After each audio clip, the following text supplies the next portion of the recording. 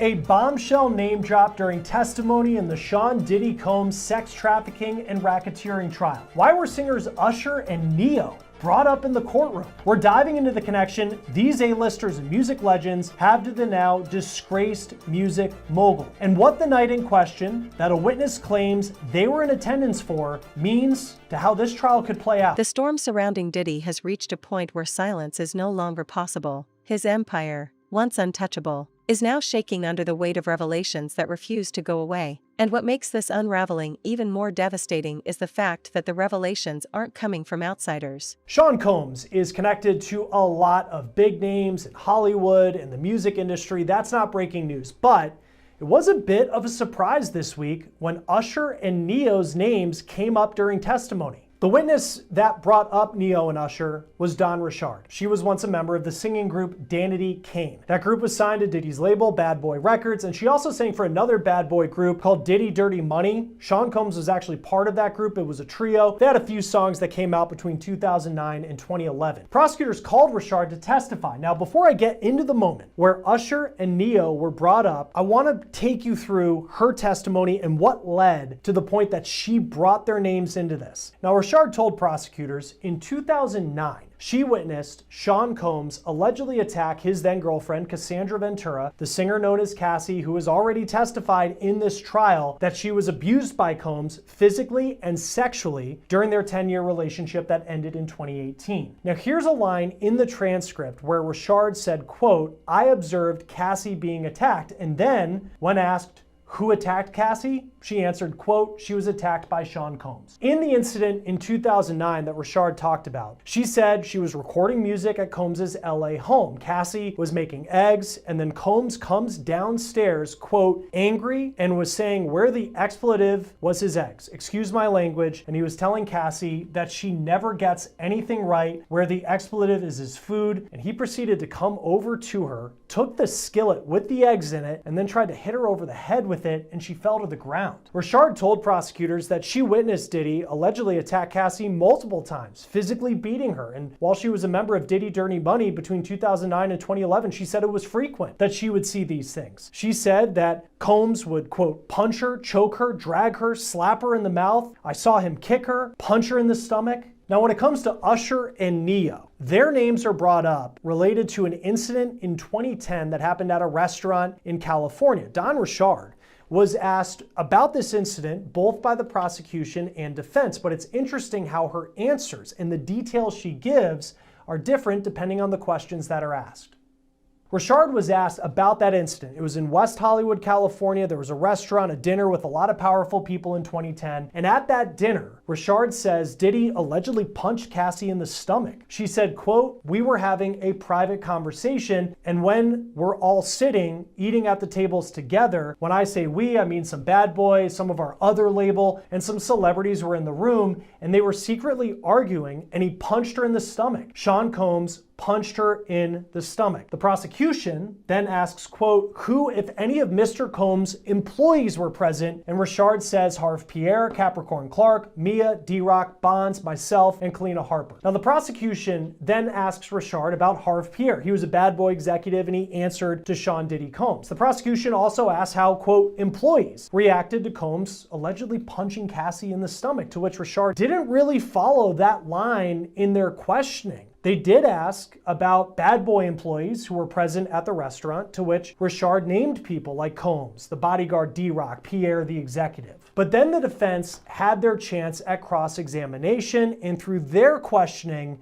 is when we saw those big names drop. The defense asked Richard, "Please tell me who was all at this restaurant." Richard answers, Harv Pierre, Capricorn Clark, Mia, and myself, Kalina, our bodyguards, which was Bonds, and D-Rock, Cassie. The question continues with the defense asking, "You remember who was all there, right?" And Richard says, mm-hmm. The defense asks, "Do you recall alleging several They're coming from people who knew him intimately, people who lived inside his orbit, people who saw the things the public was never meant to see." Usher has broken his silence, and the things he has revealed about his time with Diddy are disturbing enough on their own. But when those revelations begin to overlap with the history of Justin Bieber, the picture that forms is nothing short of shocking. To understand the weight of these revelations, you have to go back to the very beginning of Usher's career. He was barely more than a kid when he was introduced to Diddy, bright-eyed, talented, eager to break into the industry. Usher thought he was walking into mentorship, into opportunity, into the kind of guidance that would shape him into a star. And in many ways, that part was true. Diddy had the connections, the influence, the power to open doors nobody else could. But with that power came a darkness, a world that no teenager should have been exposed to, a world where boundaries blurred and the rules of normal life no longer applied. Usher has now admitted that those early days weren't what he thought they would be. He describes being thrown into parties that went far beyond anything he could comprehend at his age. Nights where the music was loud, the lights were low, and the atmosphere was anything but innocent. He remembers being celebrities were actually there, and Rashard says yes, and the defense then says, quote, "So when the government asked you who was all there, and I asked you who was all there right now, you didn't mention any of the celebrities, right?" Right, Rashard says. The defense then asks Rashard to name the celebrities. And then she says, quote, "Usher was there, Jimmy Levine was there, Neo came through. There were a few others too. I don't recall those people, but those are the ones I remember talking to." The defense then pressed Rashard a bit, asking why she didn't say those names before when she was asked about who was there by the defense. And Rashard says she was just repeating what she told the government in their direct examination. Usher and Diddy go back decades. Usher lived with Combs for a year, actually, when he was just a rising star in the music industry. He was 13, 14 years old at the time. Usher actually spoke about living with Combs in an interview 8 years ago on the Howard Stern show. Here's part of what he said. You're going to go to Puff Daddy's. He's going in the 90s. Do you understand what that's like? Puffy's place was like just filled with chicks and orgying like nonstop, right? No, not really. I mean, but hey, it was curious. I got a chance to see some things. Now, as far as Grammy winner Neo, he is someone who has been known to be a friend of Diddy and to be in the same social circles over the years. He faced backlash for a comment he made in the wake of Diddy's arrest during a performance in New Zealand last year, where he reportedly said, quote, on stage, "I was sexually assaulted and I liked it. I had a great time and I'd do it again." He later apologized for that and said, quote, "In an attempt to be playful with my fans, I made an insensitive and irresponsible joke while on tour, and I'd like to truly apologize from the bottom of my heart." This is according to the UK media outlet, The Metro. Now, the other name that Rashard mentioned was Jimmy Levine. He is a music legend. He is known as the co-founder of Interscope Records, so an incredibly powerful person in the music industry. It's important to note that in her testimony, Rashard did not specifically say that any of the three actually witnessed that alleged moment where Combs punched Ventura in the stomach, but she did say that they were allegedly there that night. Now, none of the three have released statements since their names were brought up in court. Combs is on trial. He's expected to be on trial for roughly 7 more weeks. He's charged with racketeering, sex trafficking by force, and transportation to engage in prosecution. He has pleaded not guilty. Joining us now once again to talk about this case is former prosecutor and criminal defense attorney Safa Robinson Ferrer. Always great to have you on Law and Crime. Usher's name, he comes up yesterday, and that was kind of a moment where people clearly recognize who Don Rashard was talking about. What should we take away from that anecdote and the fact that Usher's name was brought up? The fact that Usher's name was brought up, I think one of two things about it. On one hand, it's irrelevant. It doesn't go to prove or disprove whether Mr. Combs is guilty of the charges as alleged in the indictment. On the other hand, I do think that it provides background information that there were other individuals that could have possibly observed these alleged assaults or attacks on Ms. Ventura. Not only that, but if the government intends on establishing a timeline or a pattern of events with respect to Mr. Combs, his enterprise, and their dealings with individuals from the public or in the industry, it's good to note that the allegation, or at least the testimony came in, that Usher was involved with Mr. Combs early on in his career. Surrounded by excess, by behaviors that were reckless and dangerous, by a lifestyle that celebrated indulgence without limit. For a teenager, it was confusing, overwhelming, and, in hindsight, deeply damaging. What he once thought was mentorship now feels more like exploitation, exposure to things no young artist should have endured. And this is where the story takes an even darker turn, because Usher wasn't the only young star to fall under Diddy's influence. Years later, Justin Bieber, at the very height of his fame, found himself in that same orbit. The world remembers the strange videos, the unsettling interviews, The moments where Diddy openly spoke about wanting to spend time with Bieber in ways that made fans uncomfortable. At the time, people brushed it off. Diddy was eccentric, they said. He was joking, they said. But now, with Usher's revelations out in the open, those old clips have taken on a completely different meaning. Suddenly, what once seemed until now, but I think it's important that he did, and he also, like many celebrities in Hollywood, want to stay as far away from the Diddy trial as possible. Because you think that there was talk of him testifying and he didn't, he wanted to shut that down. I think so. I think people want to know, because look, the trial's lasting 2 months, right? 8 weeks, maybe even 10 weeks. And I know Judge Subramanian is trying to move it along as quickly as he can, but now that Cassie Ventura is wrapping up her testimony, we know that we're going to hear from a couple other victims, but the government needs to fill that time. And what they're wanting to do is put on victims that really aren't in a romantic relationship and never have been with Combs, right? Cassie got impeached with some of that, the emails, the text messages, the words that she put, those words of affirmation. So to the extent that there are other victims, that's how the government's going to be able to overwhelm the defense here. And if it's a celebrity victim, even better. See, here's the thing. I think about it.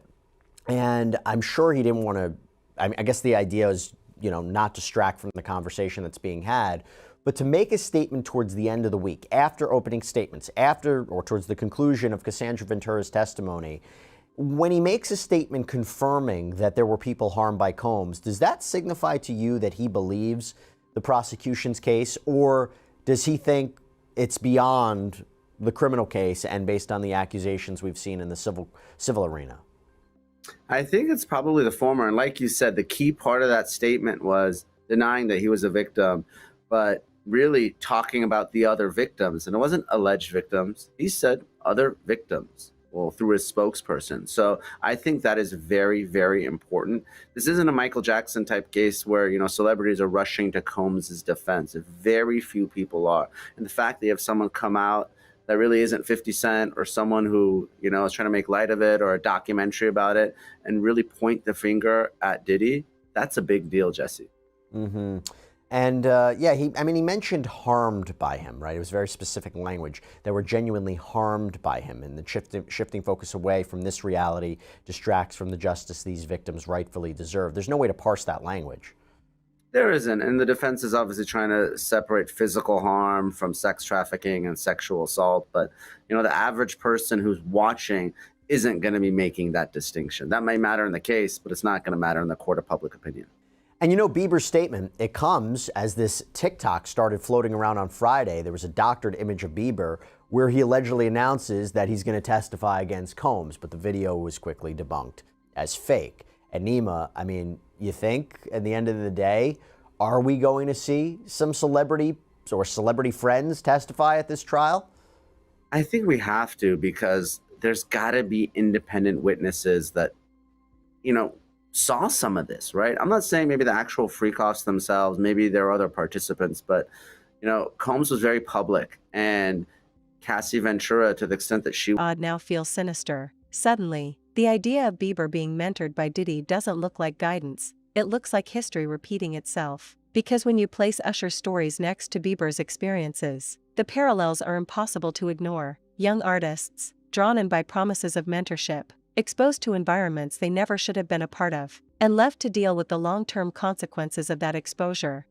For Justin Bieber, the consequences have been painfully public. His battles with addiction, his mental health struggles, his breakdowns in the spotlight, fans have watched him unravel time and time again. And now, people are asking whether those struggles can be traced back to his time with Diddy. Was he, like Usher, thrown into situations that scarred him? Was he exposed to a lifestyle that damaged him before he was old enough to understand what was happening? These questions are being asked loudly now, and the silence surrounding them is deafening.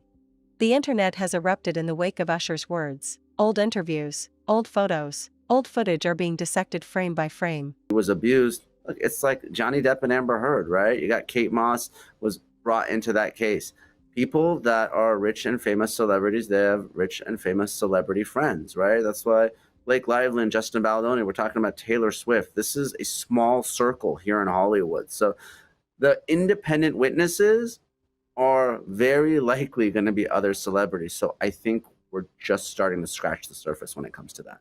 So the question becomes, why do fans believe that Justin Bieber could have been one of Sean Combs' targets, right? You mentioned it before. Well, as the legal saga against Combs ramped up last year, there was video clips that started to resurface of Combs and Bieber spending some time together. And people noticed that the videos often kind of straddled the line between awkward and inappropriate. And Bieber sometimes seemed really uncomfortable. For example, when Bieber was 15 years old, he uploaded a video to his YouTube channel called 48 Hours with Diddy. And this is where he said he was going to be hanging out with the rapper for a couple of days. So check this out, yo. Justin, you ever seen the movie 48 Hours? Right now, he's having 48 hours with Diddy, him and his boy. They're having the times of their lives, like where we hanging out and what we doing. We can't really disclose, but it's definitely a 15-year-old's dream. Now, some fans called out Combs for allegedly grooming behavior they say was exhibited in this video, spending time at his home with a young kid who's suddenly been thrown into the world of fame and money, taking him under his wing, offering up opportunities, maybe gifts that he could only dream of. Yeah, so as soon as you turn 16, you know what I'm saying, I'm gonna let you rock this every time you come to LA. Yeah, this gonna be yours. So every time you come to LA, it's a little dusty, but you know, go get the front shot. Man. Head out. Minute. Woo. Okay. Okay. All right, so I'm gonna be dropping this next year. Now, look, of course, this could all be for the camera, could be performative. Bieber could have left right after this. We don't really know, but the video made the rounds. Speculation around Combs grew. And then another clip surfaced. And this one posted to Combs' YouTube page showing another interaction, this time apparently in a studio. What's up, man? You good? I'm good. How are you? All right, young brother, everything's good? Everything's Selling great. out arenas and everything? Starting to act different, huh? You ain't been calling me and hanging out the way we used to hang out. Well, I mean, you try to get in contact with me, through all my, partners and whatnot. Mm-hmm. But you never really got my number, so. Right, okay. My number? Yeah. I'm gonna tell you my number. Yeah. Awkward, I don't know, it could have been a joke for the cameras. Nima, what do you take away from these videos? Yeah, it's awkward and it's weird. So, look, if it's just by itself, maybe you look past it. But there's been a lot of allegations involving minors, not in the criminal case. That hasn't been charged. That would be a game changer, but in the civil lawsuit. So I'm not saying that those are true, but sometimes when there's smoke, there's fire. And you have a lot of these civil claimants alleging that Combs is also sexually abusing men and boys and children. So again, not charged in the criminal case, but given those allegations out there, I think it's something that people are going to pick up on, and rumors and speculation are going to fly. So, according to sources, people are connecting dots that had been ignored for years. A clip of Bieber looking uncomfortable in Diddy's presence. A moment where Diddy speaks about owing time with Bieber. A history that, when pieced together, paints a very disturbing picture. And with Usher's confirmation of what he endured, it becomes harder and harder to dismiss those connections as coincidence. Diddy, on the other hand, is reportedly furious. Sources close to him say he's unraveling, lashing out at those around him, scrambling to regain control. His legal battles were already threatening to destroy his legacy, but this is something different. This isn't just about lawsuits and courtrooms. This is about morality, about public perception, about the irreversible damage of being linked to the exploitation of innocence. Once that narrative takes hold, there is no recovery. You can fight charges in court, but you can't fight the disgust of the public once they believe you've crossed that line. And what makes this moment so dangerous for Diddy is that Usher isn't an enemy, he isn't a rival, he isn't a bitter outsider trying to score points. He's someone who came up under Diddy, someone who owes part of his career to that mentorship. The credibility of his voice is what makes this revelation devastating. If someone like Usher is willing to speak up, what does that say about the stories still hidden? What does that say about the secrets still buried? What does that say about the possibility that one or whether it was many, testimony is evidence, and whether that was testimony from one person or testimony from multiple people, the jury can still consider that as evidence in determining whether Mr. Combs is guilty or not guilty.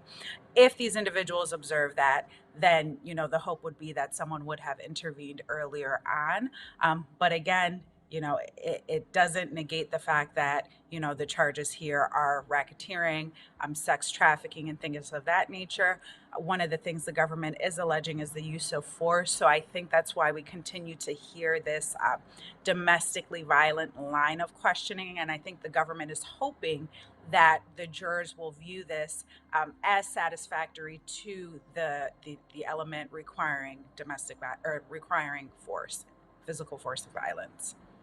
Yeah, and to your point, I'll just looking at this transcript, you're right. Yeah, it's Usher was there, Jimmy Levine was there, Neo came through. So it's saying that they were there, not necessarily that they witnessed the abuse that Dawn Richard said happened at this dinner. What did you make of her testimony now that she's off the stand? It was pretty interesting testimony. I don't know that she was a necessary witness, although the government deemed her to be necessary. Ms. Ventura got on the stand and testified about the abuse, testified about what happened to her.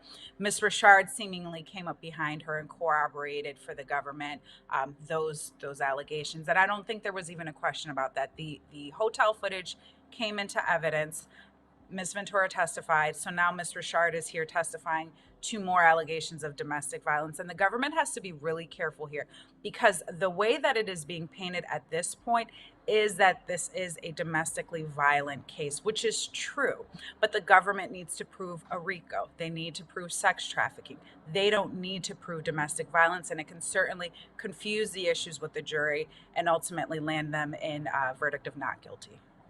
I know some of the evidence that the government will point to, some of frequent flyer accounts, credit cards, bank accounts. We haven't really heard a lot about that as of yet. How do you see the government, now that they've really established, whether it's Cassie's testimony, some things that Dawn Richard has said about the domestic abuse, the violence that was in this relationship, where do they go from here if they are going to paint this picture of a RICO, which is essentially what they need to do in this trial if they want to get a conviction?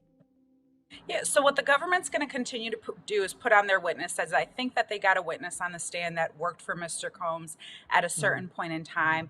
That individual also testified to some alleged violent behavior on behalf of Mr. Combs. I think if this individual is still testifying, or as other individuals continue to testify, we will start to hear about transportation with regard to these alleged sex workers. So one of the things that the government has to prove and show is that there was a transportation via interstate commerce, which is a very wide net and catch-all for the government in order to seek a conviction, is that these individuals were transported or traveled via interstate commerce from one state to another. So we may hear testimony about frequent flyer accounts, or whoever the individual was that set up these or purchased these plane tickets, or if they flew private. Whoever set up the transportation and travel may ultimately testify. We might hear from them to further establish that Bieber himself may one day come forward. This is more than just a scandal. This is the collapse of a myth. For decades, Diddy presented himself as a mogul, a mentor, a man who built empires and shaped stars. But now, that image is crumbling. What's emerging instead is a picture of a man who used his influence to surround himself with youth, with innocence, with people who trusted him, only to be pulled into a world they were never ready for. According to Usher, those early years weren't just about music and mentorship. He describes an environment that was far from normal, one that exposed him to adult behaviors and situations no teenager should have been a part of, parties that went too far, nights that blurred boundaries, and moments that he admits shaped him in ways he didn't fully understand until years later. And the most shocking part is that these stories don't just stop with him, because Usher isn't the only young star who was drawn into Diddy's orbit. Justin Bieber, at the height of his rise, also found himself spending time with Diddy. Old videos have resurfaced of Diddy making bizarre comments about Bieber, talking about spending time with him in ways that, even back then, made people uncomfortable. At the time, fans brushed it was just about Cassie using Bonna's name in her lawsuit, which she didn't want to happen. Bonna didn't want her name to be used in Cassie's now settled lawsuit. And so Bonna was asked, were you and Cassie trying to make up this story or tell Cassie what had happened to you? And then that was kind of an objection. It was sustained. Then Bonna is asked by the prosecution, do you have any doubts that Mr. Combs held you up on the balcony? And Bonna responds, I have no doubts. She is asked, did you tell Cassie that you were going to file a lawsuit? Bonna says no. Are you getting money today to testify? And why are you here today? Bonna says no, and she's here today, testifying today and even yesterday to get justice, something that she had said a couple times during her testimony. Then she's asked by the prosecution, do you remember every single detail from the balcony incident? Bonna says no. How did you feel when he held you on the balcony? I was terrified, she says. Bonna confirms that the balcony incident did happen, and she spoke about this during every government meeting. And so it seemed that from her perspective, she was really adamant that this particular incident did happen, but she just wasn't clear about what date it had actually happened. So I think the jury might have a field day trying to make sense of that testimony. I don't think it's arguably the strongest witness for the prosecution. And then we go into when she leaves the stand, wasn't an exhibit put up that caused a little bit of a stir? Yeah, there was. And so this was an exhibit from March 25th of 2024. It was kind of one of those stipulations between the parties about the Okalaka airport, but it was about the particular data that was extracted, this one particularly from Christina Quorum's phone. And so you see these text messages between Cassie and Christina Quorum, and Cassie says, hey, I just found out something crazy. He came into my house while my friends were here. We were sleeping. He went to Bonna, choked her, and dangled her feet off the balcony. Christina Quorum responds, what? And Cassie says, I have to stay away. And so the government really wanted to introduce this piece of evidence because I think that they might be kind of feeling some type of way in a sense that all of their witnesses, they can't recall these certain dates. But for this particular message, this was sent on September 30th of 2016. And so as far as just when this incident or alleged incident may have occurred, it might have occurred on September 30th, or it could have occurred on September 29th if you're interpreting it that way. Because again, Bonna didn't recall what particular date this happened, but she's been adamant throughout her testimony that this did happen. So I think the government really wanted to introduce this piece of evidence because the defense was implying that Bonna was lying. And so they wanted to show, okay, well, somebody told Cassie that this had happened. Cassie is talking to Christina Quorum about this. And so that message will go back to the jury when they do deliberate on this case soon, or eventually, I should say. And it does become a question whether or not Christina Quorum is going to be called as a witness and maybe can testify about that message. Okay, now, before we move into the next witness, there was something that happened that wasn't good for Sean Combs' side. My understanding was the judge was not too happy about Sean Combs' behavior, and he made it known after the jurors left the room, right? Yeah, he did. So unfortunately, this was a moment where every time there's arguments outside the presence of the jury, right before we get to the lunch break, I'm always like, okay, should I go now? Should I leave?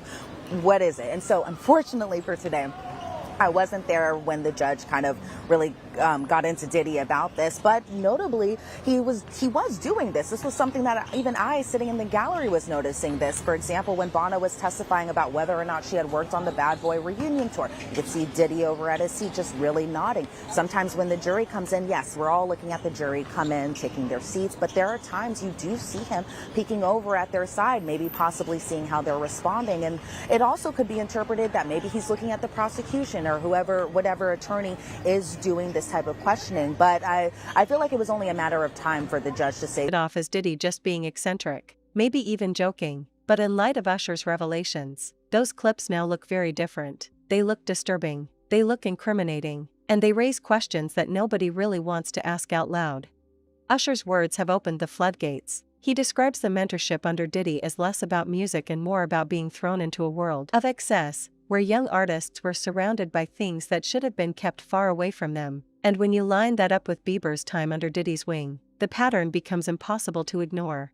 Fans are horrified. Social media is filled with outrage, disbelief, and heartbreak. People who grew up idolizing Diddy's success now feel betrayed, disgusted by the possibility that the empire they admired was built on a foundation of manipulation and exploitation. The backlash is relentless, and it's spreading fast. Every day, more voices join the chorus, demanding answers, demanding accountability, demanding to know how deep this story really goes. And while Diddy tries to silence the noise, the truth is slipping further out of his control. Usher has opened the floodgates, and once the flood begins, there is no stopping it. The public is hungry. Who spoke to TMZ, Bieber was actually friends with Combs' sons, and that many of his past public appearances with Combs have been, quote, performative. So in 2015, Combs presented Bieber with an American Music Award for Best Collaboration and gave him a big hug on stage. And then in 2020, Bieber did an interview with Apple Music. And in it, he expressed how he wishes he could protect other young artists like Billie Eilish from some of what he experienced in the music industry as a teenager. But he didn't really elaborate beyond that. And one of Bieber's most recent interactions with Combs was even more awkward than the prior ones, if that's possible. It reportedly took place in 2021. Nima, I want you to take a look at this with me, okay? So in the video, Bieber, with shaggy hair, under a baseball cap, he greets Diddy. He's got a big smile on his face, but something seems just a little bit off about the whole thing because Combs seems to pat Bieber's chest. There are some who have speculated that he was making sure Bieber wasn't wearing a wire, even though there's no way to actually confirm that.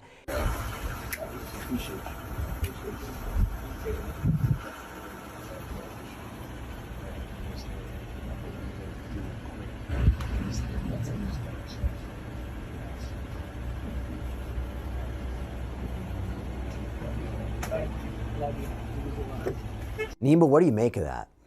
Yeah, awkward and weird. I'm not surprised people think that he was patting him down. Just not something that you typically see. And again, it's just part of this real pattern of kind of strange conduct between Combs and Bieber. So I understand why people are speculating that it's something more than just this innocent friendship.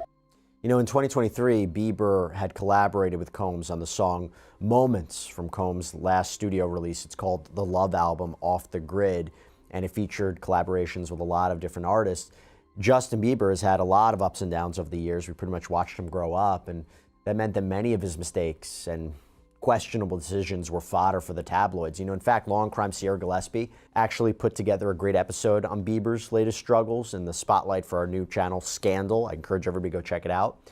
But there has been speculation that possible abuse in Bieber's past could be a source for some of his bad boy behavior and potential mental health problems in recent years. Now, Nima, that could be a stretch. Some could see it as a connection. Are you think there's something to that or not? It could, you know, people are speculating, right? I mean, obviously I'm here in Hollywood and people will see Justin Bieber looking disheveled or losing weight. And, you know, of course, the tabloids are going to jump to conclusions, right? Is it drugs? Is it relationship problems? Is it trauma from past sex abuse? And it's really impossible to know what, if anything, he's going through, but he does appear to be acting and looking differently as of late. But some will say, you know, if he's making this comment now. For the truth. And the industry itself is watching nervously, because if these revelations continue, they won't just destroy Diddy, they'll expose an entire culture of silence that has protected men like him for decades. Diddy's life, his empire, his reputation, all of it is on the line. He can deny, he can rage, he can fight in court, but none of that will erase the power of Usher's words or the disturbing implications of Bieber's past. The public has seen enough to believe, and once belief takes root, it grows, it spreads, it consumes. What we are witnessing is not just the fall of a mogul, but the exposure of a legacy built on secrets, and as those secrets come to light, the man who once stood at the top of the music industry now stands on the edge of ruin. Usher's revelations have torn away the facade, and what's left behind is a darkness that can no longer be hidden. For Diddy, this is the nightmare he cannot escape, and for the world, it is the moment when the truth finally, painfully, comes into focus.